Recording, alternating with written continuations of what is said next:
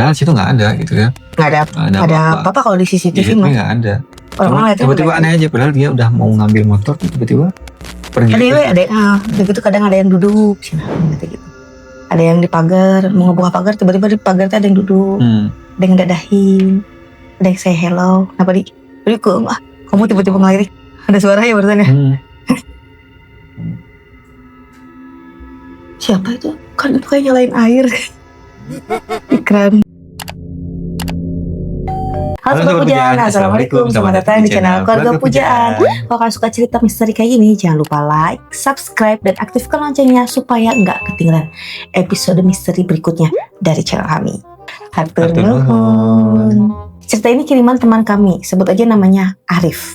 Dia cerita ke kami 2 minggu laluan lah. Dan jujur setelah kami baca sampai habis, kami butuh waktu mutusin apakah ini cuma trauma masa kecil atau sesuatu yang memang masih ada sampai sekarang. Inilah kisah koleksi setan.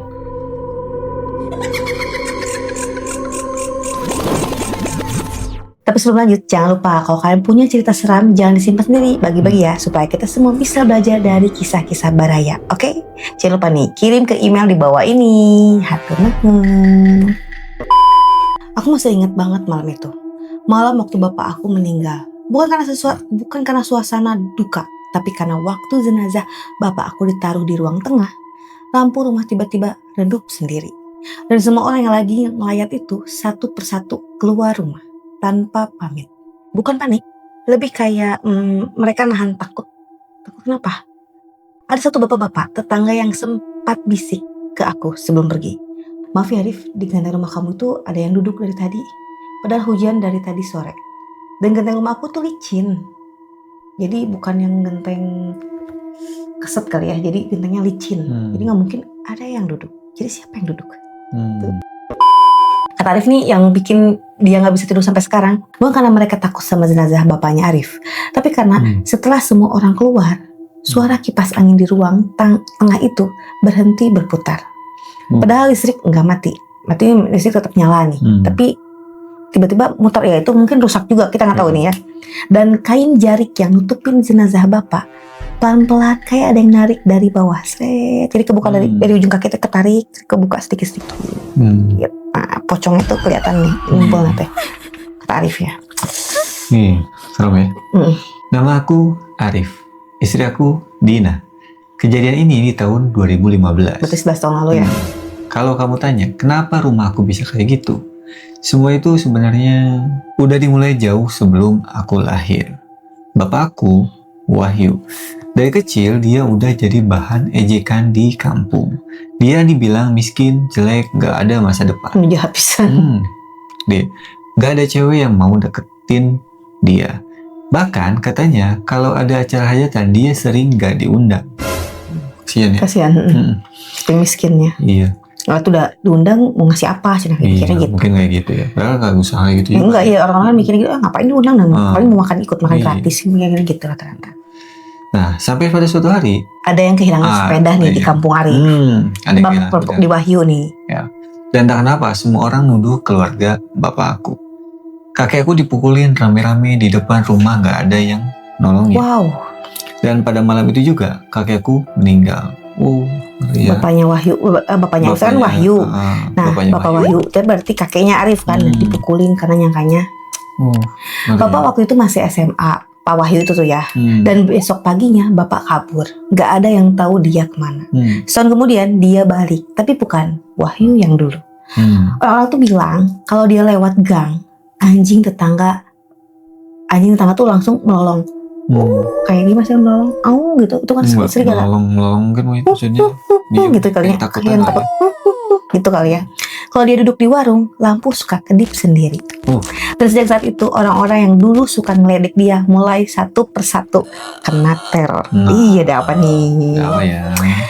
Ada yang kecelakaan, katanya lihat orang berdiri di tengah jalan, padahal kosong. Ada yang tiap malam dengar orang jalan di atap rumahnya. Orang jalan di atap rumahnya, telabuhnya. Ini ya. Tapi anehnya nggak pernah sampai meninggoy. Ya, cuman takut-takutin aja. Bapak cuma bilang, mereka cuma aku suruh ngingetin. Karena bapaknya tuh, mereka cuma aku suruh ngingetin. Ada apa nih? Mengingetin bahwa di dunia ini bukan hanya manusia. Nah, Dan apa jangan nih? suka meremehkan orang, makanya ya. Lanjut ya, Di. Oke, kemudian Bapak pindah ke kota. Karena di kampung udah keburu dicap dukun. Baru kayak gitu terus dukun langsung ya. Iya, langsung ya. Kalau ada yang meninggal juga. Nah, padahal di kota dia kerja normal di gudang logistik, nikah sama ibu. Lalu ya punya aku, ya Arif ya. Nyarif ya. Dan dari luar hidup kita biasa aja. Sampai aku sadar bapakku punya kebiasaan yang aneh. Nah, apa nih? Dia suka bawa teman-temannya. Maaf, nyamuk. Apa, Di? Dia suka. Dia suka bawa teman-temannya pulang. Bukan teman kantor kan? Nah, Teman kantor mah siapa tuh nih? penuh. Kalau dia lembur, kadang pulang sambil ngomong sendiri di motor. Nah, Ngomong, nyanyi lah, kira-kira itulah dia gimana gitu ya. Kira-kiranya, nyanyi. Kadang pintu pagar kebuka sendiri sebelum dia turun. Dan dia pernah bilang ke aku waktu aku SD, kelas 4 SD nih ya. Kalau ketemu mereka di kantor, kasihan katanya teh. Daripada diusir ke gunung, mending ikut bapak aja. Tapi jagain bapak gitu aja. Sejak itu rumah aku nggak pernah sepi kata bapak tuh. Kata Arif tuh rumah kita tuh nggak pernah sepi jatuhnya. Meskipun mereka tinggal cuma berapa orang ya, bapak Arif, adiknya dan ibunya berempat. Tapi Selalu ramai rame aja. ya? Selalu ramai. Tapi lama kenapa nih? Nah. Ada temen aku nih yang nakal. Nah, dia ngalamin sesuatu. Pada saat dia kamar mandi, dia ditampakin. Atau kadang di tangga ada yang Dadah. Nah, terus ada juga cerita yang mau nyolong motor nih. Dia tiba-tiba lari dan teriak-teriak sambil nunjuk motor atau rumah kita. Wow. Jadi si motornya dari rumah kita ya. Nah, kemudian Dia bilang, di motor tuh kayak gini. Tuh, itu orang tinggi. Nah, Apa tinggi? Yang gitu. Sampai kayak gitu. Ada yang tinggi, itu ada yang tinggi. Terus kadang ada yang bilang juga, bilangnya tuh tinggi banget. Ke atas nggak kelihatan. Ada yang juga ada yang bilang, itu apa yang berdiri di pagar? Jadi berdiri di pagar di pucuknya. Ngeliatin orang ya. Nah, dia sambil terbata-bata. Padahal dilihat CCTV kosong. Hanya dia dan teman-temannya yang satu persatu terjatuh dan lari. Jadi kalau dilihat ke CCTV nggak ada. CCTV nggak ada. Terus ada juga lihat kayaknya bantal kok loncat-loncat di genteng. Nah, ada yang ngomong gitu juga. Padahal situ nggak ada gitu ya. Nggak ada apa-apa kalau di CCTV mah. Nggak ada. Orang-orang Tiba-tiba aneh aja. Padahal dia udah mau ngambil motor tuh tiba-tiba pergi. Ada gitu kadang ada yang duduk gitu. Ada yang di pagar mau ngebuka pagar, tiba-tiba di pagar tuh ada yang duduk. Ada yang dadahin, ada yang say hello. Kenapa di? Jadi kamu tiba-tiba ngelirik. Ada suara ya barusan ya. Siapa itu? Teteh. Kan itu kayak nyalain air di keran dapur. Dia udah mandi. Udah jangan. Nah kita cuman, aduh ya Allah, nyampein dong cerita doang. Udah dilanjut. Bismillah. Instrumen Di. Nggak ada. Jalan sumpah.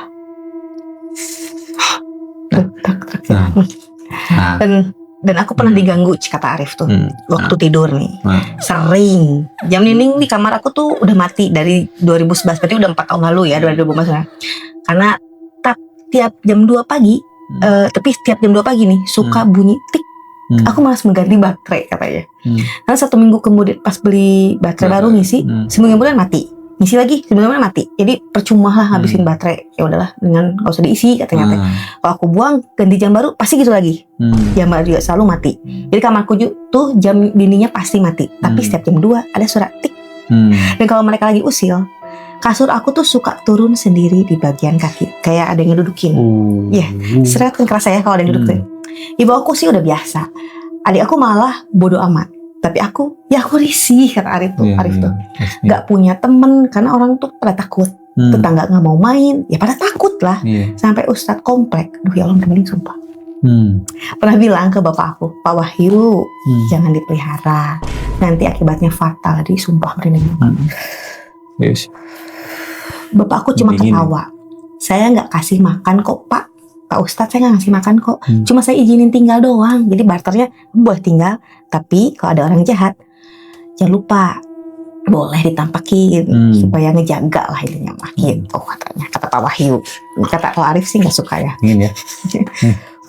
Nah, tapi pada saat bapak meninggal, mereka nggak punya tuan lagi. Oh iya benar. Nah, gimana nih ceritanya nih? Dan itu yang menjadi kesalahan terbesar bapak aku. Memang. Karena apa? Ya, dia nggak pernah ngajarin bagaimana caranya ngusir mereka. Hari ketiga setelah pemakaman bapak, rumah bau banget kayak karpet apapun bapak gitu ya. Karpet bekas bapak ditidurin tuh, yang ada kan ada karpet tuh ya. Kalau bapak tuh saat meninggal tuh sebelum dimakamkan, padahal bapak tuh nggak nempel langsung ke karpet, pakai kasur dulu kata kata Arif. Dikasih di atas, disimpan di kasur, kasih kasurnya tuh kan di bawahnya karpet, nah itu tuh bau. Dan malamnya Dina bangun, istrinya Arif, kan dia mereka tidur di satu rumah kan. Lihat ada orang duduk di kursi ruang tamu. Oh, kita di ruang tamu nih. Dina kira itu Arif, tapi pas dipanggil, Mas, nah gitu, Mas, dia berdiri dan lompat ke arah kamar bapak. Padahal pintu kamar bapak tuh masih ketutup. Dan ibunya ada di dalam kamarnya. Wow. Nah, sejak saat itu gak ada yang berani beli rumah kita. Siapa yang ngumpul itu? Orang yang mau survei pasti batal. Ada yang muntah di halaman. Ada yang bilang dengar ada yang nangis di dapur. Akhirnya di sini ada Ustadz, dan Ustadz pun bantu. Katanya mau dipindahin satu persatu. Prosesnya lama banget.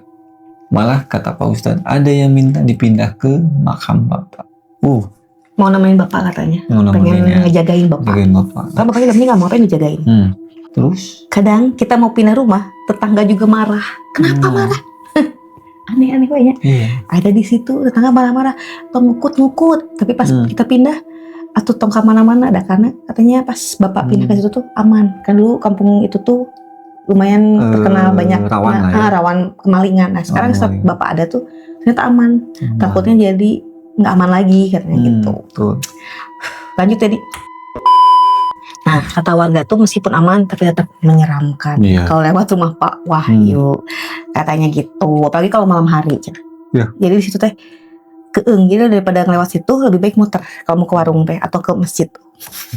Katanya karena mereka jagain, jadi si orang-orang tuh ya sebenarnya mah aman juga, cuman ya mereka juga nggak aman juga sih dari mereka, tapi aman dari maling. Dan waktu Ustadz bilang semuanya udah pergi, kita akhirnya pindah dan bisa pindah gitu.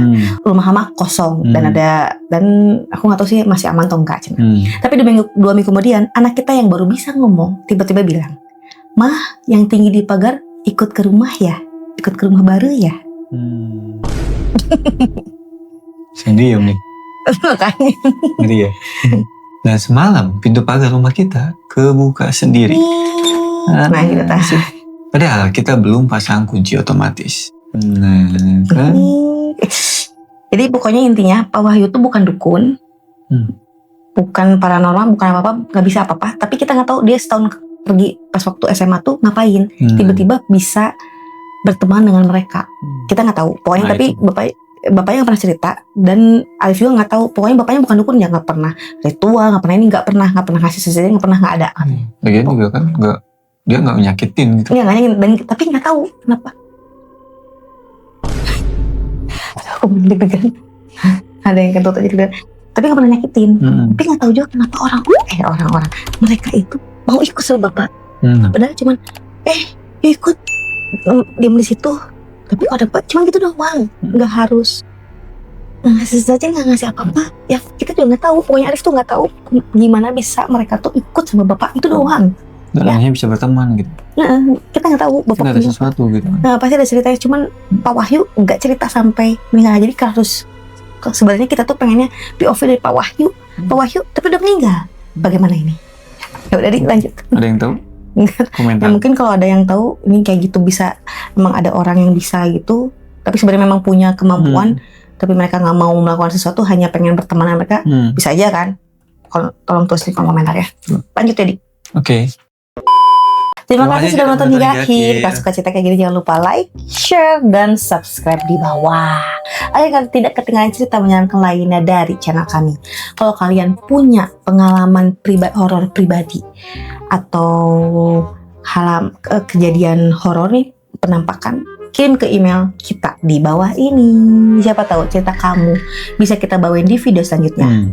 Ya, bisa jadi kan? Kita nggak tahu. Sampai jumpa di cerita Baraya berikutnya kalau kalian masih beri nonton. Salam keluarga pujaan. Assalamualaikum.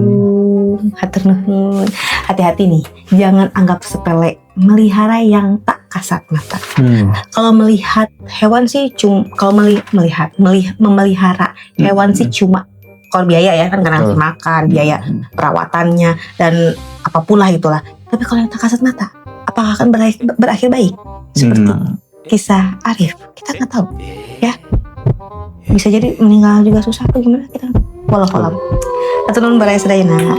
Salam. 1, 2, 3.